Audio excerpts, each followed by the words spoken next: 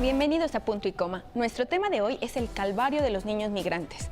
Y es que con la política de tolerancia cero impuesta por el presidente de Estados Unidos, Donald Trump, miles de niños han sido separados de sus familias y muchos han sido detenidos incluso en jaulas. ¿Pero qué lleva a sus padres a cruzar más allá de un país para llegar a Estados Unidos?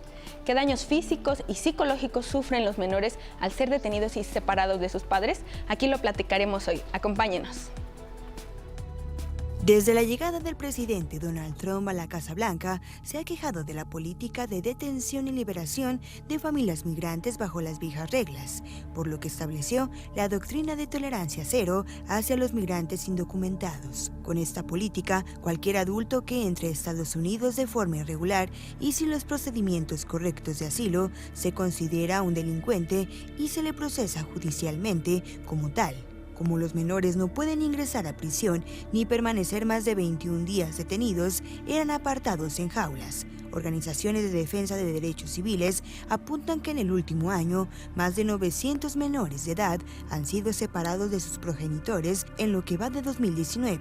La empresa CHS recibió gobierno para detener a niños migrantes, lo que convirtió el aislamiento de menores en un negocio millonario. En junio pasado, CHS tenía a su cuidado a más de 20% de los menores inmigrantes bajo custodia del gobierno de Donald Trump.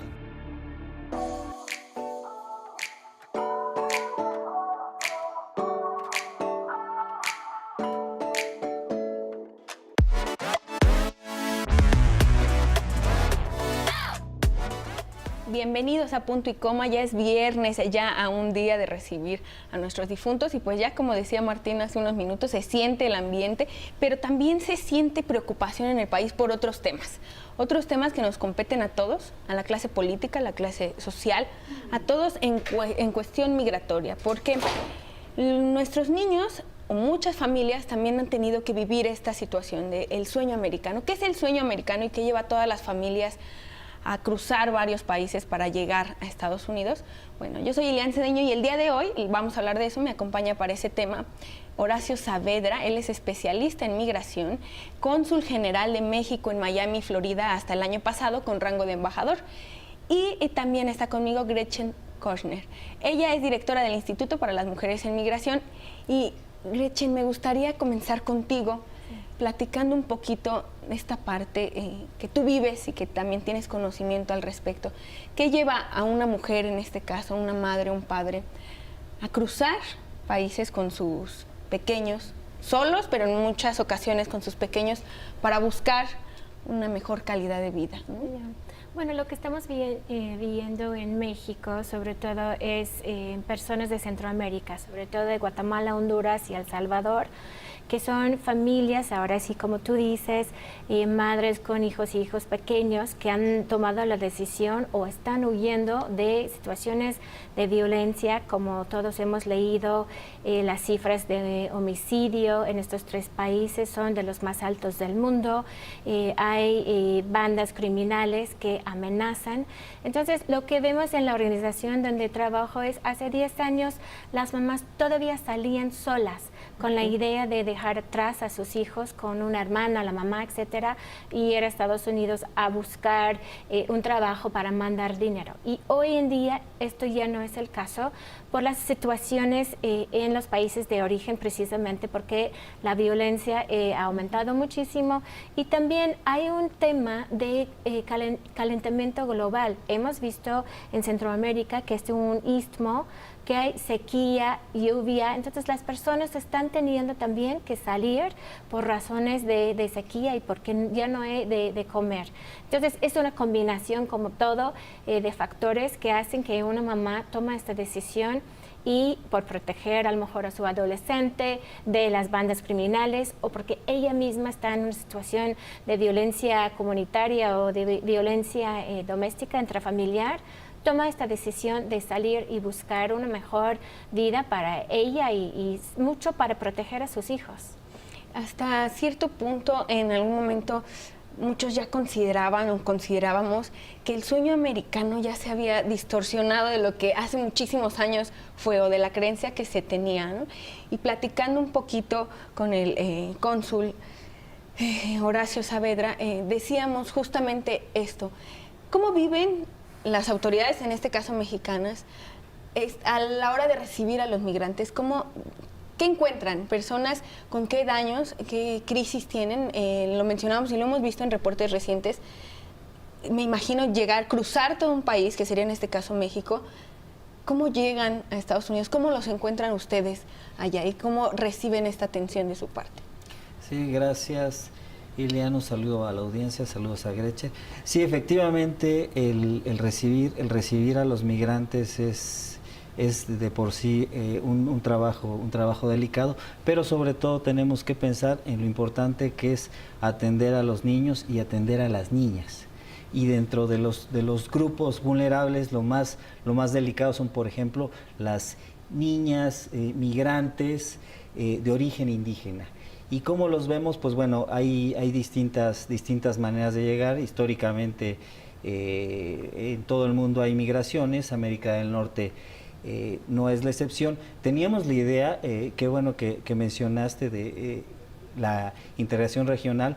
Cuando vino la época del NAFTA, pensábamos que iba a ser un poco como la Unión Europea. No solo íbamos a integrar las mercancías, los flujos de dinero, también iba a haber integración de personas, ¿no?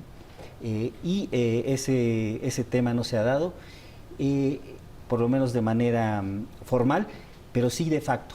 Las familias siguen yendo a Estados Unidos, familias mexicanas principalmente o históricamente, y ahora concretamente el caso de los centroamericanos. Entonces, ¿qué encuentras tú? Pues bueno, es diferente lo que vas encontrando según recorres la geografía, ¿no? Uno ve el drama en la frontera cuando las familias están cruzando, sobre todo en estos momentos que las autoridades migratorias son más rígidas.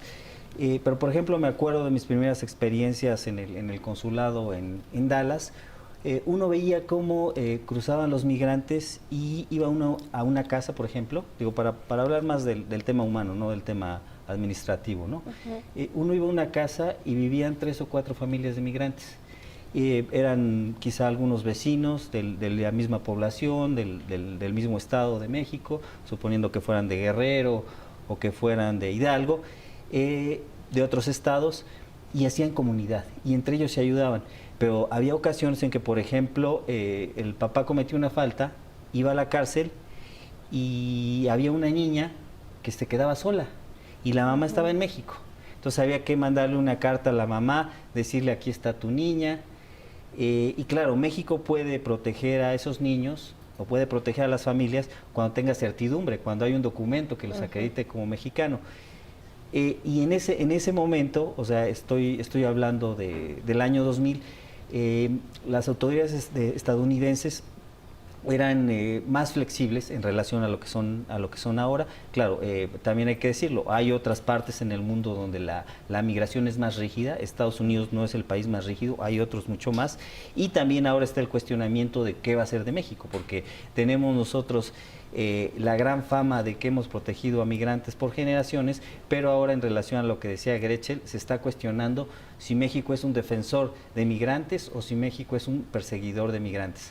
Ahorita me gustaría que nos detuviéramos en esta parte, tenemos que hacer una pausa, pero justo al volver a hablar de eso, ya lo comentaba, encontrar a niños solos. En este caso, y el ejemplo que dio es cuando detienen o pasa algo con el papá o con el tutor que van. Y para todos los niños que en recientes meses fueron detenidos y que no tienen contacto con sus familiares, ¿qué viene? ¿Qué les depara? Vamos a una pausa, no le cambien.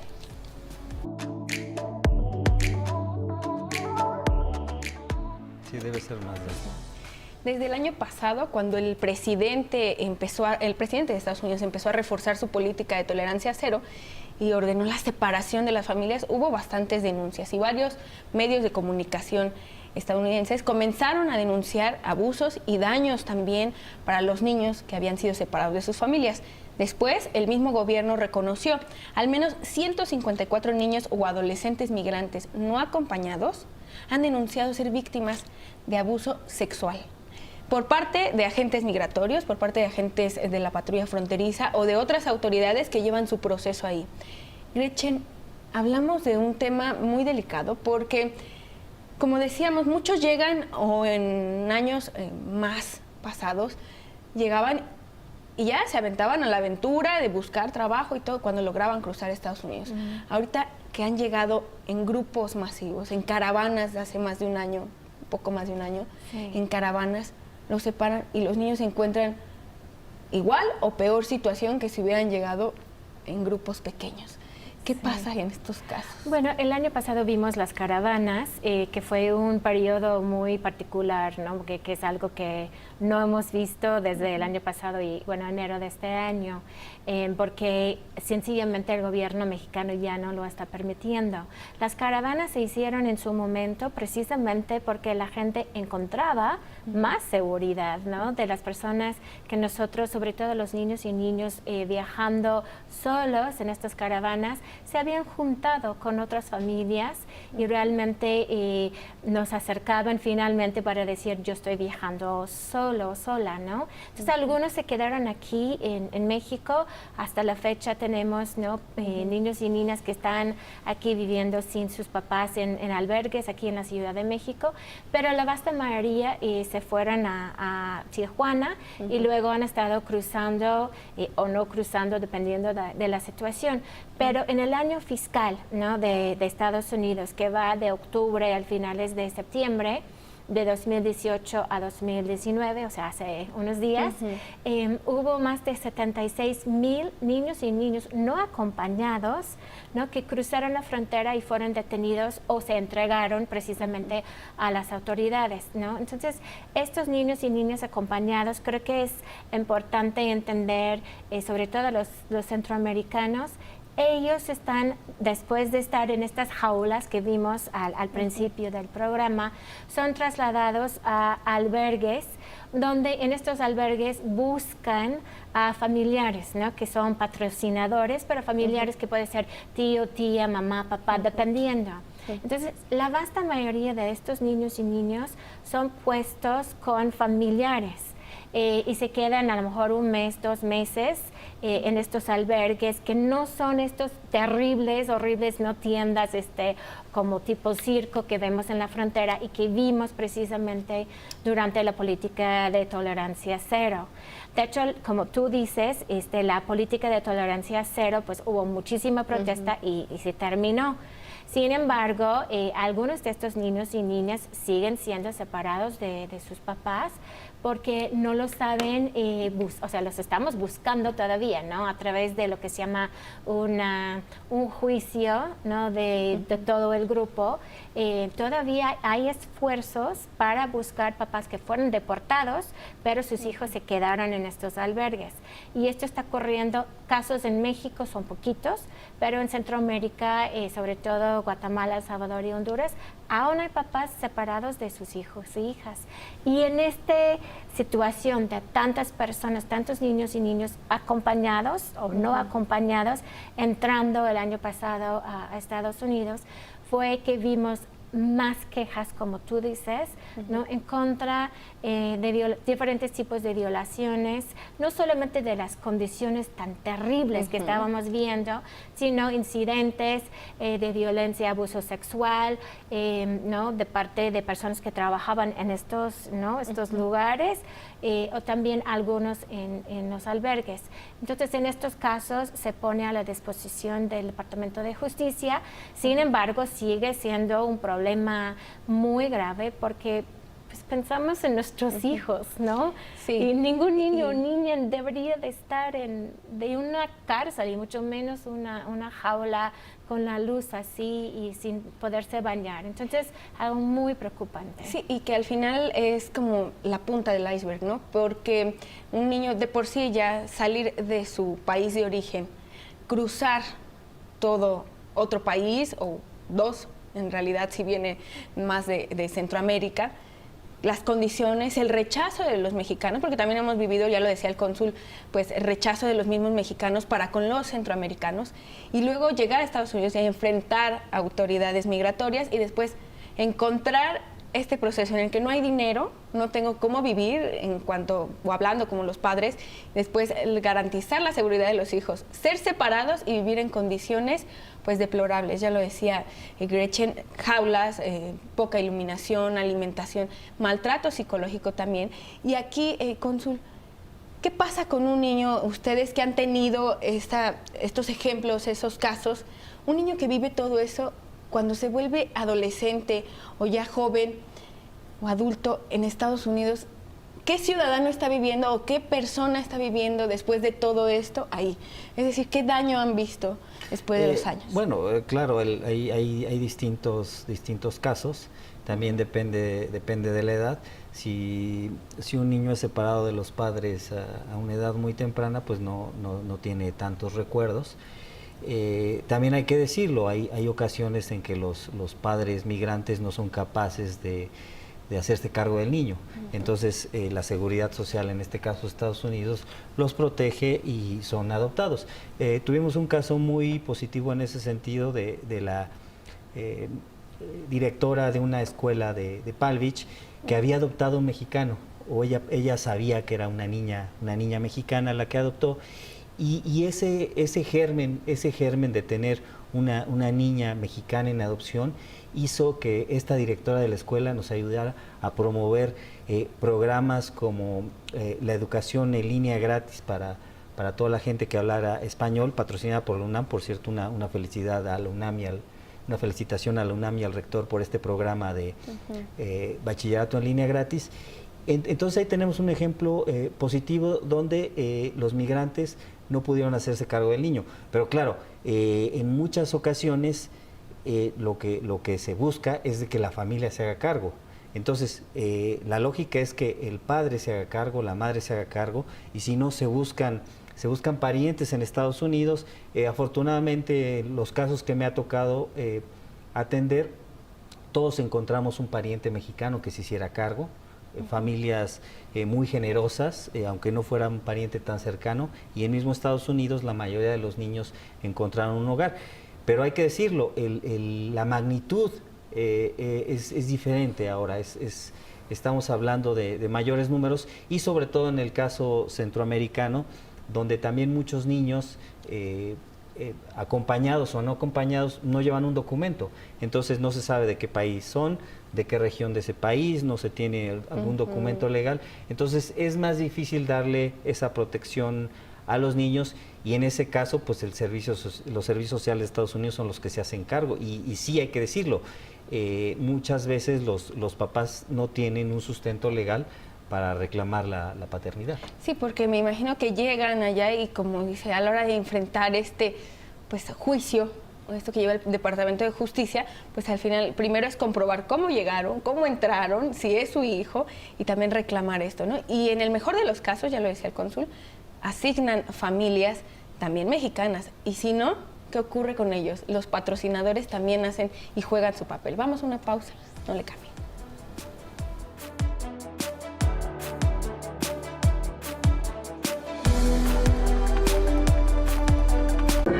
La cuarta transformación en México ya arrancó y hemos empezado pronto y bien, como nunca antes se...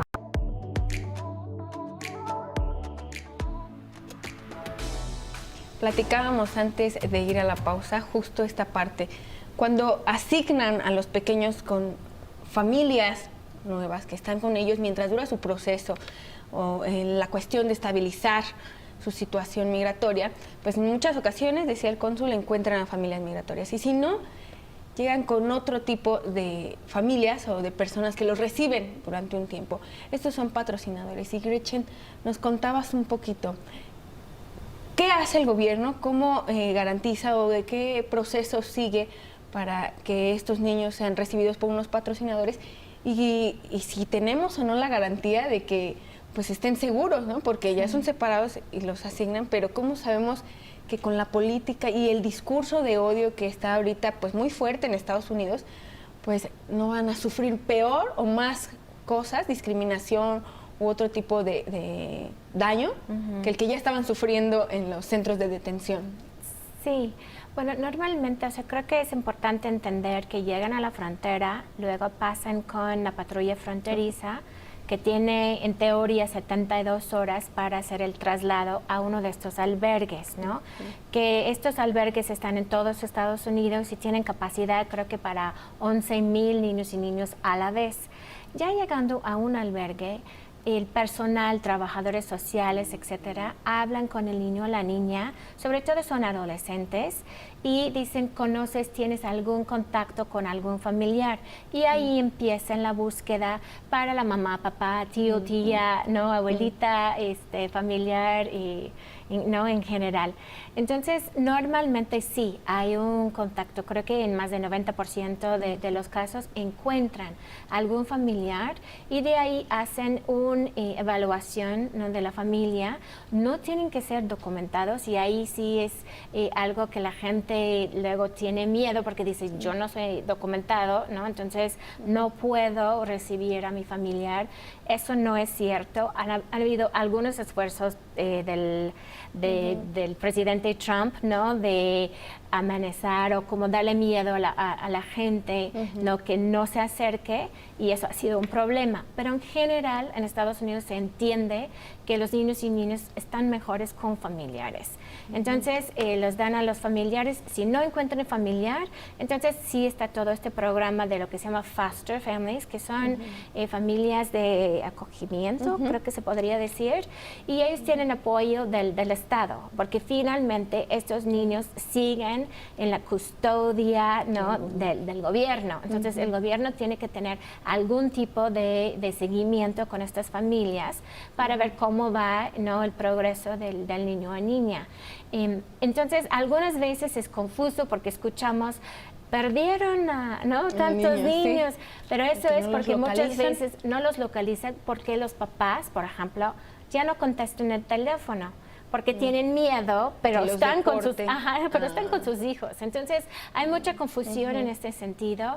Y en cuanto a la discriminación, pues sí, estamos en una etapa en Estados Unidos de muchísima xenofobia, ¿no? El discurso es de xenofobia, pero yo conozco a muchas familias y no padres y madres que han recibido a sus hijos y pues van a las escuelas y hay no en Estados Unidos nacionalidades de todo el mundo, no no, entonces pues depende mucho hay de todo, depende de dónde estés, cómo es tu familia y tu situación, pero normalmente al nivel de ya de familia y escuela, no, pues ahí lo vas llevando, que es muy diferente de lo que vemos, ¿no? en los medios, y nos quedamos un poco con esta imagen de estas jaulas, ¿no? Sí, y justo este punto también es interesante porque comentaba hace rato con Horacio, el cónsul, cuando vivió en Miami, cuando viviste tú, Horacio, en Miami, ¿recibiste mayor apoyo de anglosajones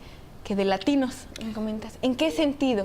Bueno, en el digamos el respaldo. En Florida es un estado que tiene distintas poblaciones de distinto origen, y también ahí es un estado muy latino. Fue muy interesante que, por ejemplo, hubo 2 puntos donde nos apoyaron mucho, que fue en Palm Beach y fue en Fort Lauderdale. Y uno pensaría que Palm Beach, por ser la sede de la segunda casa del presidente Trump, donde él tiene mucha presencia política, recibe a mandatarios, uno pensaría que es una región antimigrante. Y es muy interesante porque muchos empresarios y personas de origen anglosajón, efectivamente, apoyaron mucho los proyectos de inmigrantes y los financiaron. Bueno, incluso culturalmente, promovieron tradiciones como el Día de Muerto, la ciudad puso la película de Coco, la proyectó enfrente de Mar a Lago.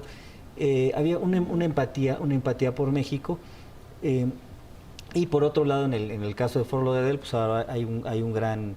en estos días hay una gran procesión del Día de Muertos, eso por la parte cultural, pero también la comunidad anglosajona de Fort Lauderdale ha sido muy empática y también con recursos para proteger a los migrantes. ¿Qué pasa con las comunidades latinoamericanas? Que uno tiene que ganárselas. Uno pensaría que uno llega de inmediato y ya van a cooperar. Pues no, México tiene que poner, y yo creo que eso es clave para el gobierno actual. Se necesitan recursos. ¿Por qué? Porque hay comunidades en donde tú muestras el folclore mexicano, muestras la comida mexicana y te abren las puertas. Pero hay otros que dicen, no, a ver, ¿dónde está el recurso? O sea, ¿quieres proteger a los migrantes? Pues ¿dónde está el dinero que pone México para protección, para educación, para temas laborales? O sea, hay comunidades muy serias en ese sentido. Entonces, si tú quieres convencer a los cubanos, tienes que mostrar tu presupuesto, no nada más que hacemos una comida muy sabrosa, ¿no? Entonces, en ese sentido es más difícil. Afortunadamente, varios de los programas, como el que comentaba de la UNAM, de bachillerato en línea gratis, pagado por la propia UNAM, ha ayudado a que personas que eran antimigrantes o actores políticos que estaban por lo menos a un lado, como Marco Rubio, fueran más empáticos con México, ¿no? O incluso las personas muy cercanas a Trump se acercaran. Entonces yo creo que esa es la clave. Si queremos generar empatía, no tenemos que dar por hecho de que vamos a llegar y la gente va a apoyar a los migrantes. México tiene que poner recursos. Y además estamos hablando de 6 millones de indocumentados en Estados Unidos.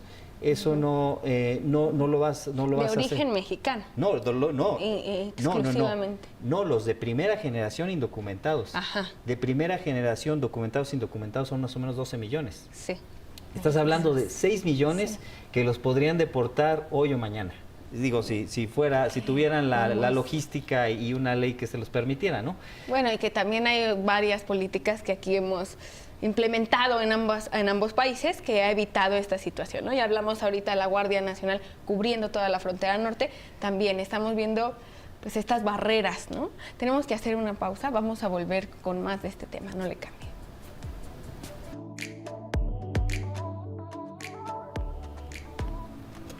Es de bastantes años que se ha vivido esta situación, sin embargo se hizo más evidente por las caravanas migrantes. Pero ya lo decía el cónsul, pues al final la migración ha existido por muchísimas décadas, si no es que hasta siglos, ¿no? Y entonces ahorita nada más la parte mediática ha hecho que brinque esta situación. Gretchen, ¿ustedes qué otros obstáculos han encontrado, qué otras situaciones han visto en los niños para que vivan esto, un calvario, ¿no? Sí, bueno, nosotros trabajamos desde acá de la Ciudad de México, entonces vemos muchos casos, ¿no?, de niños y niñas, sobre todo los que están tratando de llegar en principio a Estados Unidos, porque no se imaginan quedándose en México. Entonces, una de las barreras que nosotros vimos es que en México existe, por lo menos en la ley, todo un sistema de protección. Pero como dijo Horacio, estamos viviendo en una región, o sea, básicamente la región donde hay mayor migración es Centroamérica, México y Estados Unidos. Entonces tenemos que pensar en esta región como los niños y las niñas en esta región son de todos nosotros, ¿no? Porque si llega aquí un niño o niña, yo, si soy la procuradora de protección a niñez mexicano, mi trabajo es hablar con esta persona y detectar cuál es su interés, ¿no? Su mejor interés. Entonces, en ese sentido, pues si tiene una madre o un padre en Estados Unidos, yo tengo la capacidad legal de determinar que sí está en su interés superior, ¿no?, irse a estar con su papá y mamá. Pero esto es lo que no está ocurriendo porque las procuradurías aquí en México, ¿no?, que tienen a su cargo todos los niños y niñas, punto, independientemente de su situación migratoria, su nacionalidad, todavía tienen miedo, ¿no?, de decir, voy a hacer un plan, se llama un plan de restitución, diciendo, este niño, la verdad es que está en su interés superior, está con su mamá y papá y están en Estados Unidos. Entonces, poco a poco, ¿no?, que lo que he visto en los últimos 10 años, vamos formando siempre más comunicación, tanto con las organizaciones de protección a niñez en Centroamérica, como el fortalecimiento de las procuradurías aquí en México y también organizaciones en Estados Unidos que están apoyando para ayudar en estas decisiones que tenemos que tomar para, ¿no?, el mejor interés, bueno, de los niños y niñas en nuestra región. Entonces, nosotros le apostamos a capacitación, a apoyar con casos específicos, ¿no?, donde como probamos que sí es posible, y luego el seguimiento también para demostrar que esto es la ley y que la ley, a pesar del miedo que tienen como de brincar jurisdicciones, que el interés superior de la niñez, ¿no?, supera, de alguna forma trasciende las fronteras. Entonces, esto es lo que estamos viendo nosotros, que cuando hablamos con los niños y niñas, sobre todo de Centroamérica, que hay que explicarles todas sus opciones y ver realmente dónde van a estar mejor, ¿no? En cuanto a la parte emocional, educación, etcétera, para que podamos proteger y no tener a estos niños y niñas, ¿no?, en situaciones de ambigüedad o en situaciones de muchísimo peligro en países donde no pueden estar y ni siquiera están sus familiares. Claro, y salen de su país víctimas de violencia, a lo mejor, de que los quiere cooptar la delincuencia, pero cuando pasan por México, y un punto que comentas, y me gusta también pues hacer énfasis en ello, es que casi ningún migrante quiere quedarse en México, aunque el gobierno actual les ha dado o les ha abierto este abanico de posibilidades para estar aquí, tener algún permiso, una estadía segura y legal, y algunos que están esperando la respuesta a la solicitud de asilo por parte de Estados Unidos, no quieren. Ya vimos a los migrantes, la mayoría africanos que están en Chiapas también, y de verdad no quieren quedarse en México. Eso es lo que me dicen que sufren más porque hay mayor peligro, ¿no? Eso lo hemos visto en los medios, pero también es importante reconocer que en México este año ya llevamos más de 54,000 solicitudes de asilo para quedarse en México. Entonces, esto también está cambiando, pero como todo tiene que cambiarse paulatinamente, no, hasta que yo tenga un familiar que me pueda apoyar, es que me voy a quedar en México. Entonces, pues tenemos que empezar pues apoyando a las personas que sí se van a quedar en México. Y para los que están o llegan ya, ¿qué se hace falta, Horacio? ¿Qué necesitamos? Sobre todo en un consulado, en una institución que les brinda apoyo y que les garantiza pues a los niños esta seguridad, ¿no? Primero, hablar bien de los migrantes. México ha sido un país promigrante, ha defendido a los migrantes en el exterior, recibió a muchas migraciones, muchas diásporas en el siglo XX. Entonces, México tiene que ser promigrante. No debemos dejar que nos pongan ese estigma antimigrante que nos están poniendo, y eso pues es con acciones, por supuesto ser voceros en favor de los migrantes, pero con acciones, con presupuesto. Yo creo que sí es importante que nuestro secretario de Relaciones Exteriores, que es un excelente diplomático, tenga más recursos en Estados Unidos. No tiene los recursos suficientes, necesita más recursos. Y hablando algo concreto del tema de hoy de los niños migrantes, yo creo que es muy importante que al frente de los centros de defensoría, es decir, los departamentos legales de los consulados y de la propia embajada en Estados Unidos, haya una mujer abogada. Abogado, es importante que tengamos abogados por la materia jurídica, que entiendan la migración, que no sea alguien no preparado. Que conozca de leyes también estadounidenses. Conozca de leyes estadounidenses, pero también el hecho que sea una mujer abogada es muy importante en el momento de visitar a los niños, sobre todo en los albergues. Uno va a los albergues y me ha pasado, o sea, los niños no se abren tan pronto, ¿no? Entonces, si va una mujer abogada, la conocen, tienen más información y también pueden encontrar la mejor solución para la reunificación familiar a la par de una solución legal. ¿Tú crees que sí sean, Gretchen, que sí sea como parte del Instituto para las Mujeres de la Migración, que sí sea todavía esto pues fuerte y relevante? Hemos visto, pues como dices, de todo, pero todavía sigue siendo una mujer la que entabla lazos con gente en crisis. Depende, por supuesto, depende del carácter de uno, sí. Depende. Porque en un centro de detención yo creo que los niños ya están traumados. Necesito quien me haga sentir seguro, ¿no? Quiero a mi mamá o mi papá. Sí, no, yo creo que depende mucho de la capacitación que tiene. Sin embargo, todavía la mamá, sobre todo para niños y niños chiquitos, ¿no?, es más el punto de referencia normalmente.